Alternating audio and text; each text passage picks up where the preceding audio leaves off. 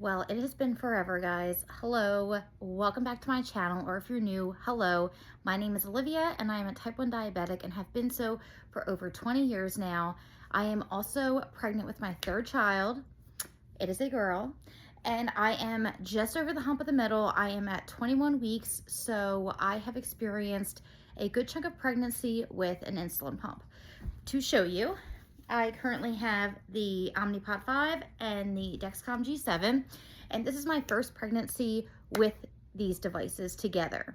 With my first two pregnancies, I did have the Dexcom G7, but this third time, I felt like it was crucial that I had the pump for this pregnancy. So that's why I got started on it and became familiar with it before getting pregnant. So that way, hopefully, this pregnancy would run a lot smoother. So this stands today in my video about kind of my experience with Omnipod 5 and Dexcom G7 through this half of my pregnancy. Because I remember being a type 1 diabetic and pregnant is not an easy feat, but you want information. So if you are maybe type 1 diabetic looking to get pregnant, or you are pregnant looking for recommendations of how to make your life a little easier, hopefully this video helps you out. Before I get started, if you could just do me a huge favor and give this video a big thumbs up, it helps me and my channel push out to more people and help more people. And I know that my channel right now is getting a lot of positive feedback from the Omnipod 5 community for people who are trying to get information on the pump and all of that good stuff. Just because my videos are newer, being filmed in 2025 than some of the original Omnipod 5 videos. So if you're coming back to my channel, welcome back. And I do want to start off by apologizing to you guys for my inconsistency with posting videos. Through most of the summer and spring, I was doing great at posting a few videos a week with my meal prep videos and with just general diabetic information videos, but it has gotten so, it was hard through the summer because I had two of my kids home with me, and also not feeling that great being pregnant, and just the exhaustion.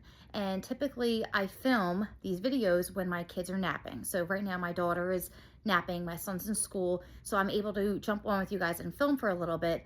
But with pregnancy, I've just been so tired this go around that there's no option but for me to nap when my kids nap, just because I really need that burst of energy and that second wind to get through the rest of the day. Because if you have kids, you know that like 4 o'clock is still like the middle of the day, because we go till 8, 9 o'clock in my house. So I need that nap, but I want to do better with that. I am starting to get some energy back, getting a little bit more of a motivation. So I wanted to pop on with you today and just share with you my feedback with Omnipod 5 and how all that's been going. So to start, I'll put the general disclaimer out that I am not a doctor, I'm not a nurse, and although as of now I am a stay-at-home parent, before being a stay-at-home parent, my profession had nothing to do with the medical industry. It actually had a lot to do with food and beverage. So being said, do not take this video as I am a medical professional. I am just a user of these devices, so I'm giving you my opinion and my feedback of using them. So to get started, I have been on the Omnipod 5 pump for almost a year. I've been on it, I guess, for just about 10 months now. And I got pregnant in May, so I had 5 months to get familiar with the device before getting pregnant. And if you are familiar with pregnancy and diabetes, pregnancy and hormones really make your sugars fluctuate and go up and down. And it can be hard to manage that when you're doing self-injections. So as a side note, my first pregnancy was good. I was very well behaved, ate very low carb. My second pregnancy, I did not do as well. And my baby was born a month early, and she was nearly 9 pounds, born at 36 weeks. And they had said that if I did make it to 40 weeks with her, she would have been close to 12 pounds, which a lot of people know. If you're not familiar, diabetics tend to have heavier children. And if you're wondering why, that is because insulin is technically a growth hormone. So if my sugar is high, the baby's sugar is also high, and their pancreas that works is making insulin, which is a growth hormone. So it tends to make diabetic babies a little bit chubbier. So being said, the goal with diabetes and pregnancy is to have your sugars between like 80 and 120 as much as possible, and also to have less spikes. So have your sugars be a straight constant line through the day, not up and down, up and down, up and down. So that way it sends the babies less for a loop. So that is why I hopped on the pump, because I was told by my endocrinologist that it would help. And let me just say that it really has made such a difference in this pregnancy. Now, I cannot speak because I have not had my anatomy scan yet to know how big this baby is as of now. But what I can tell you is compared to my belly size when I was 20 weeks pregnant with my daughter, the second one, my belly is a lot smaller. So I'm hoping that does mean something. But regardless, my sugars have been so much more on point due to the pump than it ever was with self-injections. And I'm going to tell you the biggest piece of the puzzle I think that made the biggest difference with my sugars being so spot on. So prior to the pump, I would do my long-acting insulin in morning and night, and then I would do my short-acting insulin whenever I would eat food. So when I was sleeping, the only thing going through my system at that point was my long-acting insulin. I was on the Levemir and the Lantus, those insulins. And through the night, my sugars would always creep up. So in the morning, the next morning, my sugars would always be 140, 150, 160 in the morning, just because that long acting just didn't do a great job with me when I was sleeping. So then my sugars would be very well balanced through the day, but those 8 hours, 9 hours I was sleeping at night, my sugars were all over the place. Which, like I said, that means the baby is making insulin to regulate themselves with my sugar being so high. So with the pump, my pump has done a phenomenal job at making sure my sugars are below 100 every single morning. So I wake up every day, I look at my pump the first thing to see what they're running, and I cannot tell you of one time when I've woken up and my sugars have been above 115.